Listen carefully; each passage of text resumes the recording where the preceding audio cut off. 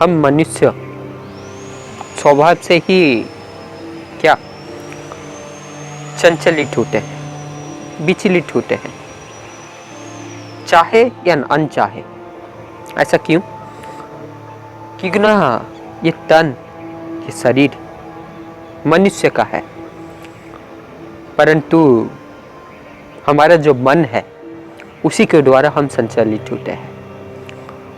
और हमारा मन सदा ही अस्थिर होता है, सदा ही अशांत होता है, कभी भी संतोष नहीं होता इसे, कभी भी स्थिर नहीं बैठ पाता, कभी भी शांति नहीं पाता। ये एक बच्चे के समान होता है। जैसे एक बच्चा कभी भी एक जगह में स्थिर नहीं रहता। यहाँ पर कुछ खेल कर रहा है तो कुछ समय पहले कहीं और उछल कूद मचा रहा था, और कुछ समय बाद कहीं और पर कुछ नटखट कर रहा होगा। ठीक उसी प्रकार बंधुगण, ये मन एक जगह से दूसरी जगह बहुत तीव्र गति से चली जाती है।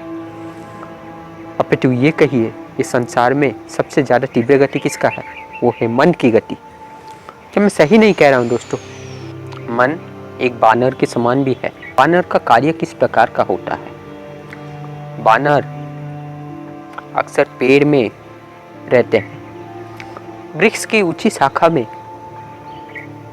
निगाहें बनाए रहते हैं नीचे, कि कहीं उन्हें कहीं पर खाना मिल जाए, और अगर ना मिले तो जो कोई भी अपने हथेली में कोई भी खाने का पकवान, खाने का चीज लेके जा रहा होगा, उन पर कूद पड़ते हैं। क्या आपने अक्सर ये होते हुए नहीं देखा? अगर नहीं देखा तो एक दिन ये आजमा के देखिएगा। क्या मान लीजिए आप एक डजन केला, एक डजन क्यों, 2-3-4 केला ही हाथ में लेके, एक थैली में लेके ही ऐसे स्थान से गुजरिए जहाँ पर बानर बहुसंख्यक मात्रा में पाए जाते हैं। यानी वो बानरों का इलाका है, बंदरों का इलाका है। तो बंधुगण, क्या आपको लगता है आप जो केला खरीदे थे वो अपने घर तक ले पाएंगे? नहीं। जैसे ही केला पर उनकी दृष्टि पड़ेगी, वो चाहे कितनी भी ऊंची डाली में, ऊंची शाखा में वो बंदर बैठे क्यों ना हो, तुरंत उसी क्षण, उसी पल में झपट पड़ेंगे, कूद पड़ेंगे उस केला को खाने के लिए।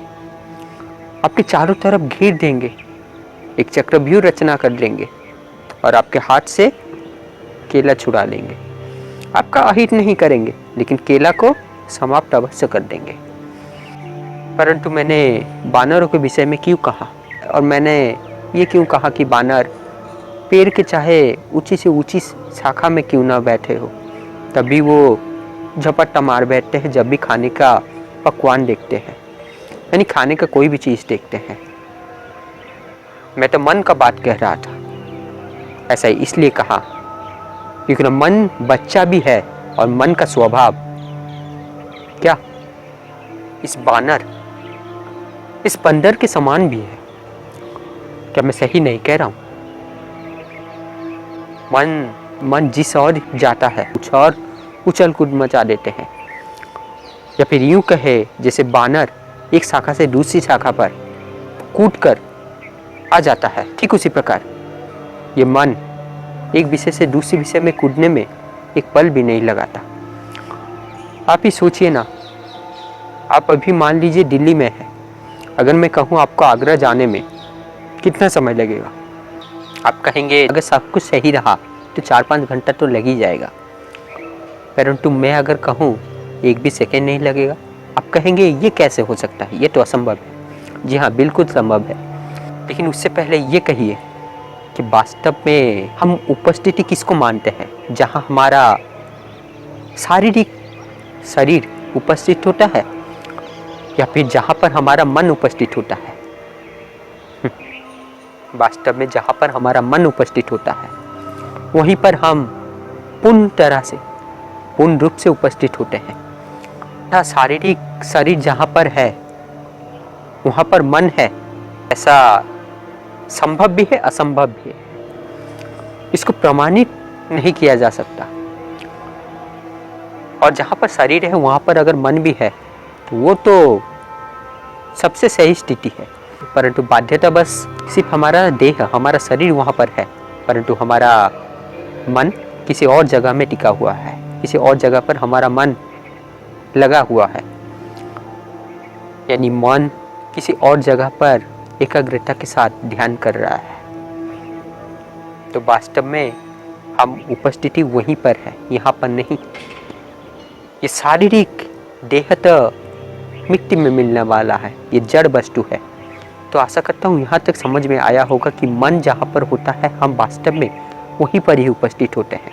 अन्यथा एक कक्षा के वातावरण को उठा लीजिए, आप पाएंगे उस कक्षा में जितने भी छात्र छात्रिकाएँ हैं सभी को वही एक ही तरह के पाठ्य पुस्तक दिया जाता है, एक ही तरह के पाठ पढ़ाया जाता है, एक ही तरह के शिक्षक शिक्षिका मिलते हैं, एक ही तरह का वातावरण होता है, एक ही तरह का बोर्ड होता है, एक ही तरह का ब्लैक बोर्ड होता है ना, और एक ही समय पर एक ही स्थान पर पढ़ाया जाता है।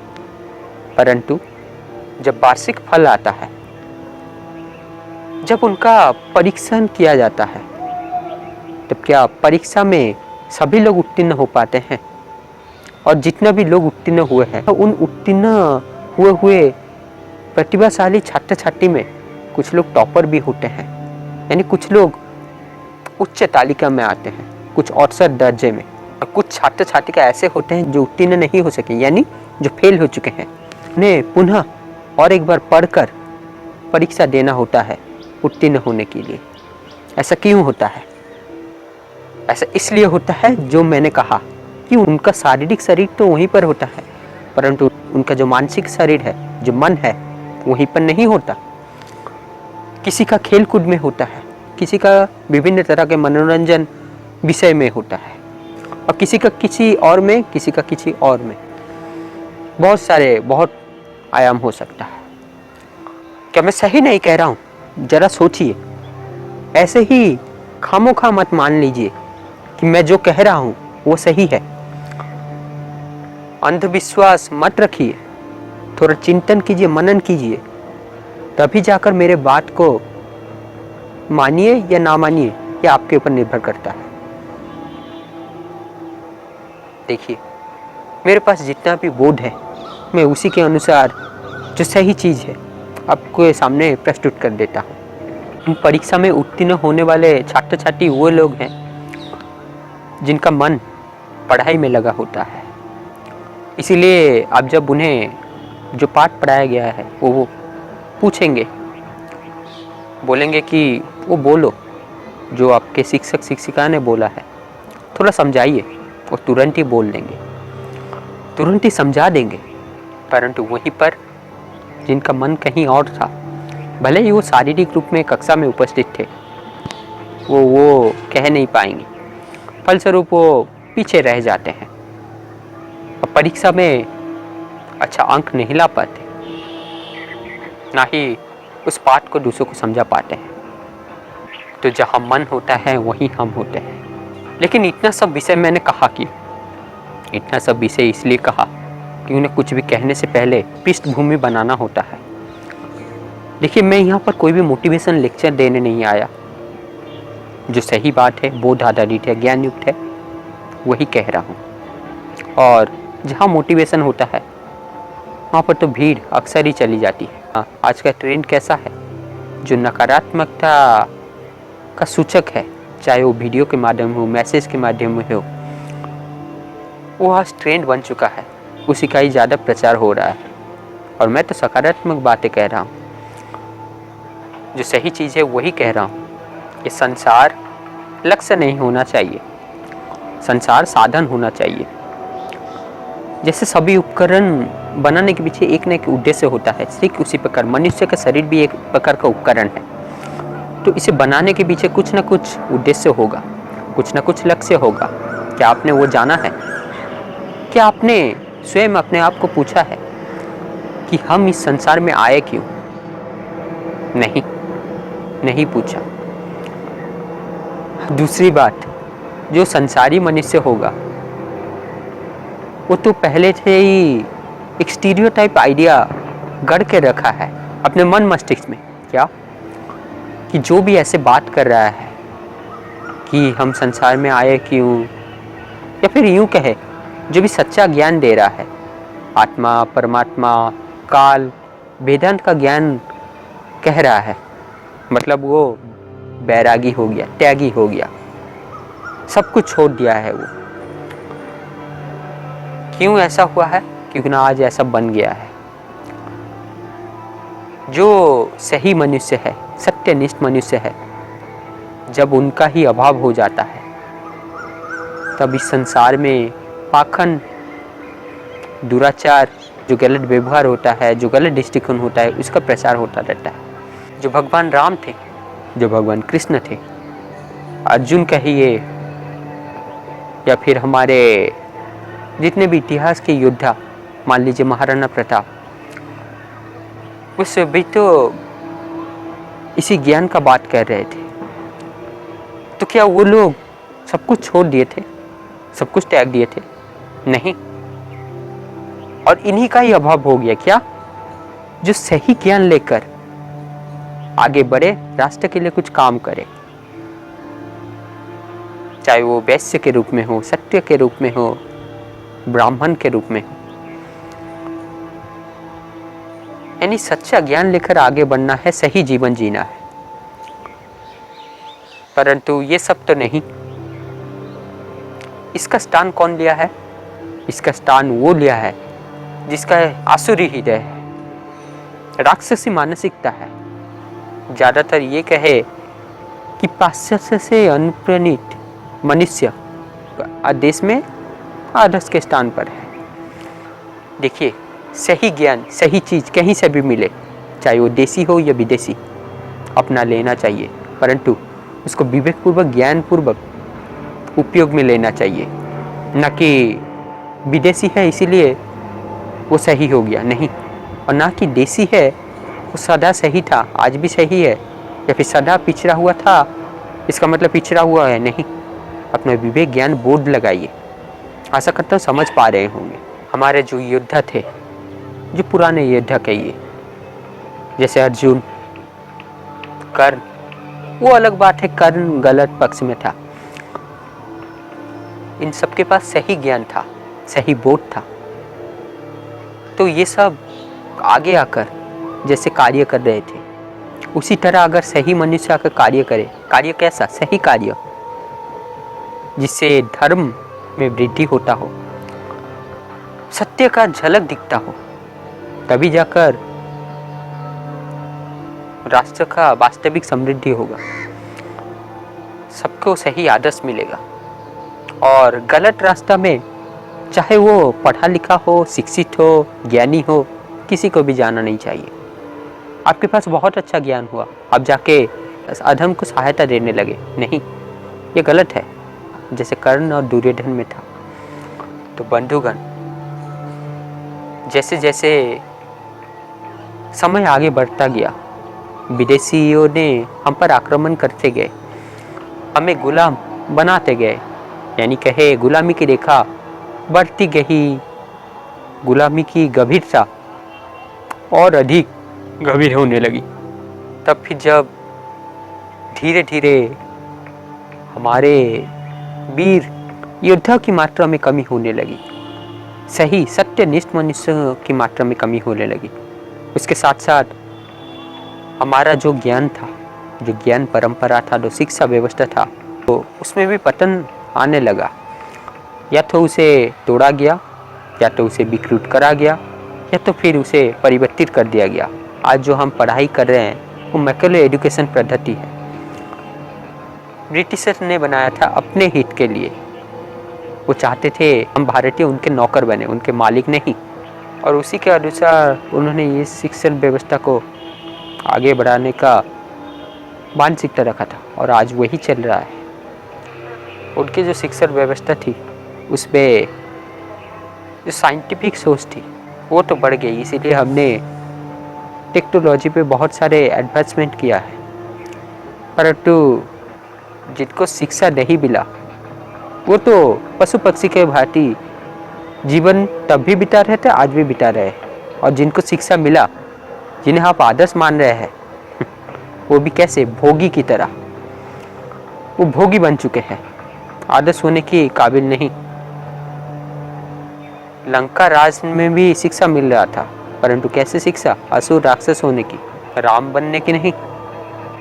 तो इनके पास तो ये सब शिक्षा आ गया, परंतु क्या बोध हुआ?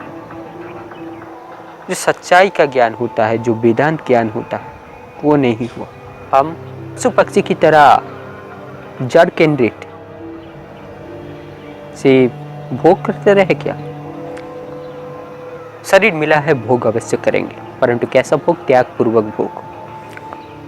इससे आप में आसक्ति नहीं आएगी तथा भोग आपके बस में रहेगा। जितना चाहिए उतना अवश्य करेंगे।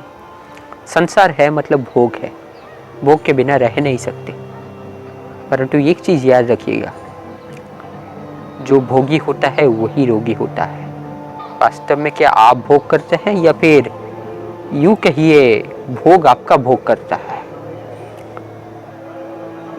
भोग आपका भोग करता है। आप भोग का भोग कभी कर नहीं सकते। भोग सदा ही तरुण रहता है, सदा ही युवक अवस्था में रहता है, सदा ही किशोर रहता है। परंतु आप भोग करते करते ना जाने कैसे आप वृद्ध हो जाते, ये जान नहीं पाते।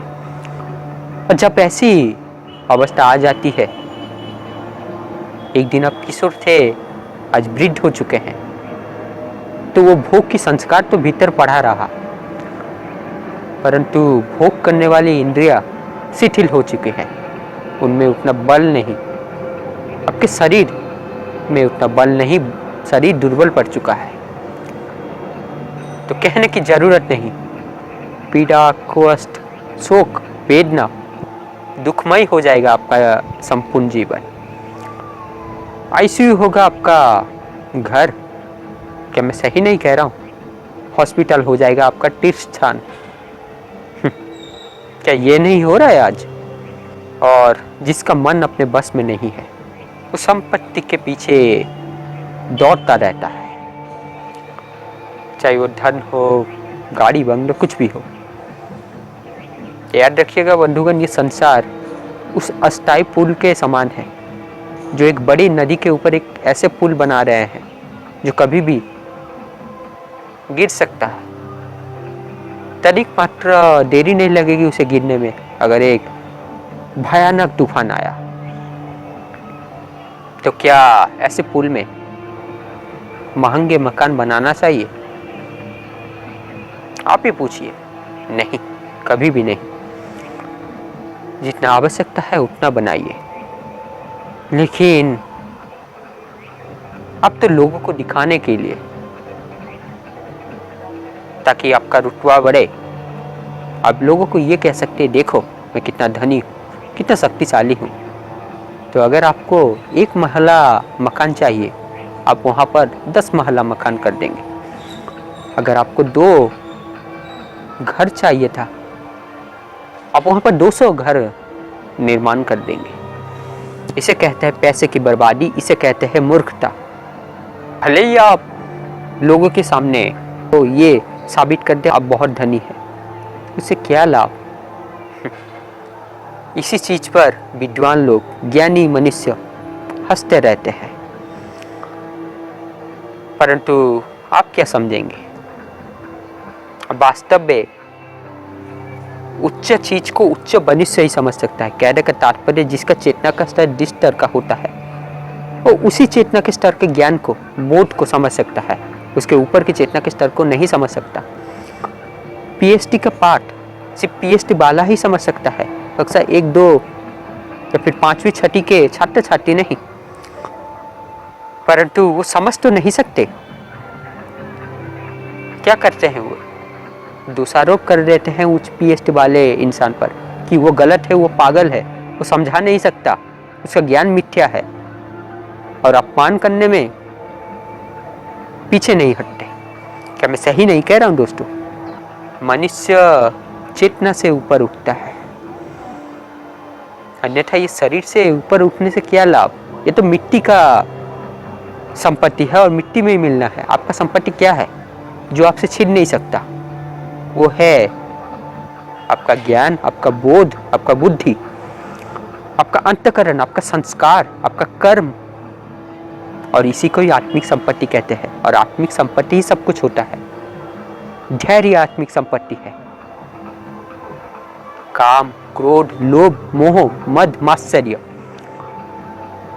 जब ये हमारे संतुलन में होते हैं, हमारे बस में होते हैं, ये हमारे लिए आत्मिक संपत्ति की तरह कार्य करते हैं। परंतु ध्यान रखिएगा, यही मन के 6 विकार भी होते हैं। या फिर यूं कहे, यदि हम इनके गुलाम हो गए, इनके बस में रहने लगे, तन की ओर निरंतर तीव्र गति से लेके और चले जाते हैं। कोई भी चीज बुरा या सही नहीं, उसका प्रयोग, उसका उपयोग, उसके पीछे उसका उद्देश्य महत्व रखता है। सबका काया इस मिट्टी से बना है। ये पंच तत्वों का शरीर है। क्या पंच तत्व? आकाश, धरती यानी मिट्टी, वायु, जल और अग्नि। किसी का काया थोड़ा बड़ा है, किसी का थोड़ा मोटा, किसी का थोड़ा दुबला पतला, किसी का थोड़ा ज्यादा लंबा, लेकिन वो काया है इस पंच तत्वों का। वो मिट्टी में ही मिल जाना है। कोई ज्यादा सुंदर, कोई थोड़ा कुरूप, परंतु ये तो बाहरी ढांचा हुआ, और इस पे आपका कोई बस नहीं था। परंतु आपका जो ज्ञान, बुद्धि, विवेक है, जो कर्म है, जो जीवन है, जो मूल्य आप धारण किया है, यही सब चीजें तो आपको और एक मनुष्य से अलग बनाती है। और अगर यही सब सही हुआ, उच्च चेतनाधारी मनुष्य में कहने के योग्य हुआ, तभी जाकर तो आप कह पाएंगे कि आप में बहुत सारे संपत्ति है। और एक चीज, आत्मिक संपत्ति ही स्थायी संपत्ति होती है, यानी जो हमारे भीतर होता है। जहां जब भी हम जाएंगे, हमारा ज्ञान, हमारा बोध, हमारा विवेक, हमारा संस्कार, हमारा मूल्य, हमारा धैर्य, हमारा जीवन आदर्श, हमारा सुकर्म हमारे साथ चलता है। परंतु हम जो संसार से कमाए हैं, क्या, जो बाहरी द्रव्य, बाहरी वस्तु, गाड़ी, बंगलो, यानी जो बाहर विद्यमान है, वो नहीं आपके साथ जाएगा। आप जा रहे हैं, हाँ, 1-2 कार लेके जा सकते हैं, परंतु सब कुछ लेके नहीं जा सकते। पैसा भी नहीं। हाँ, पैसा ऑनलाइन ट्रांसफर कर सकते हैं, उठा सकते हैं, वो अलग विषय हो गया। परंतु पैसा की चोरी हो सकती है, परंतु इन सब चीज़ों का चोरी नहीं हो सकती। ये सब स्थायी संपत्ति है, और वो सब अस्थायी संपत्ति, वो सब संसाधन है, लक्ष्य नहीं। आशा करता हूँ समझ पाए होंगे कि आत्मिक संपत्ति ही स्थायी संपत्ति है। और किसे आत्मिक संपत्ति आप कहेंगे? मनुष्य का शरीर पाए है तो मनुष्य के जैसा कार्य कीजिए, मनुष्य के जैसा आचरण रखिए, मनुष्य के जैसा बोध रखिए। मनुष्य के नीचे की ओर मत जाइए कि मनुष्य का जन्म तो मिला है, परंतु मरते मरते आप हो गए एक दानव, एक दैत्य, एक पशु, एक पिशाची। अगर मनुष्य का शरीर रहते रहते आप पिता में परिवर्तित हो गए, ऊपर की ओर आगे जाने लगे आप, उसे ही उन्नति कहते हैं। एक पशु और आप में कौन सा वो चीज है जो आपको अलग बनाता है? वो होता है धर्म, वो होता है ज्ञान, वो होता है विवेक, वो होता है बुद्धि, वो होता है संस्कार। अन्यथा खाना, सोना तथा प्रजनन करना, ये सब तो पशु भी कर लेते हैं। इंद्रियों के बस में वो जीते हैं, देह केंद्रित जीते हैं। अगर आप भी उसी तरह करने लगे तो आप किस तरह पशु से भिन्न हुए, जरा सोचिए इस पर। मन अगर आत्मा को अनुसरण करे तो वो सही है, परंतु मन अगर इंद्रियों का अनुसरण करता है, इंद्रियों का स्वामी बन जाता है, वो गलत है। क्या मैं सही नहीं कह रहा हूं? सोचिएगा इस पर। तो बंधुगण, यही पर रखता हूं। आशा करता समझ में आया होगा कि इस संसार में वास्तविक संपत्ति क्या है और क्यों आत्मिक संपत्ति ही स्थायी संपत्ति है। तो आत्मिक संपत्ति को बढ़ावा देना चाहिए, या फिर जैसे आप करते आए थे जो सांसारिक संपत्ति है उसमें अधिक विस्तार लाना चाहिए। हाँ, उसमें अवश्य विस्तार लाना चाहिए, परंतु अगर उद्देश्य आपका कुछ बड़ा हो और वो अगर उस उद्देश्य की आवश्यकता हो और वो उद्देश्य भी धर्मयुक्त सत्यनिष्ठ होना चाहिए। तो बंधुगण, धर्म के राह पर, सत्य के राह पर आगे बढ़ते रहिए, चाहे जितना भी बाधा आए, अड़चने आए, हमें घबराना नहीं। याद रखिएगा, सही रास्ते पर अगर मर भी जाए तो उसे वीर गति कहते हैं। सैनिक की कभी भी मृत्यु नहीं होती, उनकी वीर गति होती है। कि सबको हमेशा नमन किया जाता है, पूजा किया जाता है। और वास्तव में किसी से भी आशा नहीं रखना चाहिए। ये आशा ही तो होती है जो हमें कर्म बंधन, कर्म चक्र में फंसा कर रखती है। अपना कर्म करते जाना है, परंतु कर्म कैसा करना है और आज उस कर्म का कितना प्रासंगिकता है, क्या उस कर्म से वास्तव में मैं अधर्म को सहायता तो नहीं दे रहा हूँ, ये सब हमारा ज्ञान बोध के ऊपर निर्भर करता है। ये सब हमारे ज्ञान बोध ही बताते हैं हमें। जीवन एक परीक्षा है। परीक्षा का परिणाम तभी समझ में आता है जब आपका मृत्यु हो जाता है, कि मरने के बाद आप जीवित हैं या फिर मर चुके हैं। यानी आज भी संसार लाभान्वित हो रहा है। जो सही रास्ते में होता है उसी को ही ज़्यादा समस्या झेलना पड़ता है, जो गलत रास्ते में नहीं। तो बंधुगण, इस वीडियो को और ज़्यादा लंबा नहीं खींचना चाहता। आशा करता हूँ जितना कहा हो उतना भली भांति समझ में आया होगा।